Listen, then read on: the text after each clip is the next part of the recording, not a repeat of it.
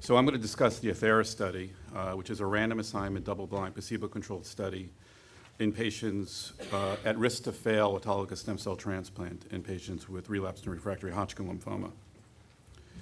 So as far as some background information, we've been transplanting Hodgkin lymphoma now for almost 30 years, and unfortunately, the progression-free survival is fairly stable between 40 and 55%. In fact, we've done a host of random assignment trials in all the aggressive lymphomas since I've been practicing, comparing A versus B, and all of these studies are negative. Brentuximab vedotin was, as you know, was recently approved for the management of patients who a stem cell transplant fails and is standard of care in that setting. The AETHERA study is a random assignment placebo-controlled study. In fact, the only placebo-controlled randomized study ever done in Hodgkin lymphoma, comparing brentuximab vedotin consolidation versus placebo after autologous stem cell transplant to prevent relapse in patients at risk to do poorly. We enrolled 329 patients in 78 sites in the United States and in Europe, quite a challenging study to do. Patients were randomly assigned to receive 16 doses or 1 year of brentuximab vedotin or placebo given every 3 weeks. The patients were seen at that time. Imaging studies were done quarterly for the first year, and then at 18 months and 24 months. Thereafter, imaging studies were not required. It's important to understand that this is a study where patients were allowed to cross over to standard brentuximab vedotin if they relapsed and were found to receive placebo. So if you think about it, the likelihood of having an overall survival difference at 2 years is not expected. When we wrote this study in 2009, our group and others had published that the median survival of Hodgkin lymphoma patients where a stem cell transplant fails was between 24 and 28 months. In 2015, the median survival of a patient who fails a stem cell transplant is between 42 and 48 months. That's because of all the novel agents that are available, including brentuximab, the HDAC inhibitors, and the checkpoint inhibitors. I'll discuss some of those later today. The primary endpoint of this study is progression-free survival based upon independent review. The secondary endpoints are as written. I've highlighted 2 aspects in the patient characteristic slide. These 2, I think, are probably the most important. Number 1, half the patients needed to receive more than 1 salvage regimen to achieve chemosensitive disease to actually get to a transplant.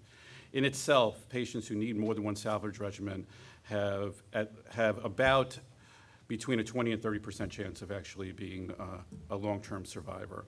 And second, probably the most important risk factor in relapsed and refractory Hodgkin lymphoma is patients who actually have primary refractory disease. And in this study, 60% of the patients did not achieve a remission with upfront chemotherapy, such as ABVD or BIACUP. So here's the slide, the progression-free survival slide. On the left panel is based upon independent review, and the right panel is based upon investigator review.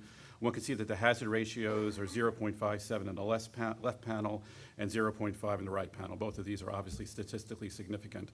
The major difference in the curves are where I put the dotted line in. At 24 months, imaging studies were not required, so almost all patients, based on an independent review, are censored at that point. On the right panel, patients are can be imaged. The patients are seen on a quarterly to a every 6-month basis and are evaluated. So therefore, you can see that pretty much the survival curves are flat in this study at 24 months. And that's seen across the board in all relapsed Hodgkin lymphoma transplant studies. Relapses almost never happened after 2 years. So if you're in remission at 2 years after a stem cell transplant for Hodgkin lymphoma, you are likely to be cured. So the bottom line is there's a 20% difference in progression-free survival at 2 years based upon investigator review. This has never been seen in patients with relapsed or refractory lymphoma du jour, let alone Hodgkin lymphoma. This is the forest plot. Pretty much everything is better if you sprinkle a little brentuximab in. The next slide is the overall survival slide. I'll just take you through this for a minute. Obviously, at 2 years, the overall survival is the same. The obvious reasons are fairly straightforward. Patients were unblinded. They could get brentuximab vedotin. 85% of the patients on the placebo arm crossed over to brentuximab. We know that brentuximab alone by itself, post-auto transplant failures, improves outcome by at least a year. Second, more than half, twice as many patients who failed placebo in this arm underwent a second transplant, either a second auto or an allo.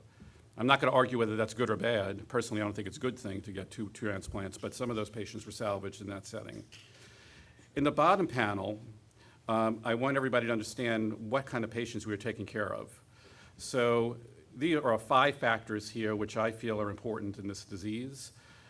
Primary refractory disease, whether or not you have a complete response to salvage chemotherapy, whether or not you have disease outside of the lymph node system, for example, a lump in the middle of your lung, whether or not you have active symptoms at the time of relapse, and lastly, are you heavily pretreated or not.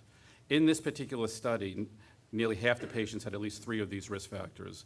We and others have published that if you have this many risk factors, the likelihood of being cured with an auto transplant is about 25%.